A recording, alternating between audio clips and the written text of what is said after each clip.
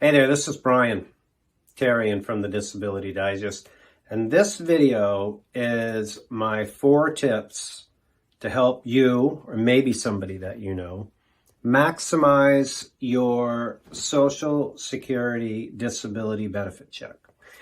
And I am putting this together ideally for individuals that are still working or starting or considering going through the approval process. If you're already in the approval process or approved, do a public service, gesture to others and forward this video to them because it could really help them out. All right, so I'm going to do the worst first, which is this. Pay your taxes. I've met countless people that have not paid taxes or paid taxes on all of their income. I'm not going to explain why, but it really, when it comes to your Social Security disability check amount, it is just a killer, and maybe you're not even able to get it. So the concept of Social Security disability is you pay taxes into the system, and based on those taxes is the higher your check amount is going to be. So I understand some people it's not, you can't avoid it, but that would be the number 1 tip. The number 2 is if you have children under 18, understand how the family maximum works. The family maximum is that your children are entitled to a check until they're 18 years old. So if you have, I'll use an example of 2 children. Let's say your check is $2,000 a month. Your oldest child would get 50% of that, which is $1,000. And then your second child would get 50% of your oldest child, which is $500.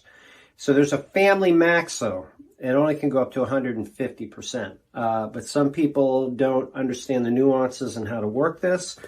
And in addition to that, if your child is between 18 and 19 and goes to a secondary school or is still in high school, they can capture that income for 1 more year. So that could be super helpful. Understand the family max and make sure that their name is included in your disability application. That's number 2. Number 3, avoid long periods of being out of work or working at what they call decompensation, which is below what your market value is. I'll give you an example. There is an individual that we are working with currently here that for the last 2 years has been earning about $700 a month. Prior to that, he was a $68,000 a year income earner. But those 2 years of really low income brought down his Social Security amount and his Social Security disability amount. So I respect the optimism that people think they're going to get better, want to go back to work. I think that's totally fine. But here's what my suggestion is. I'm not going to say what to do. It's my suggestion.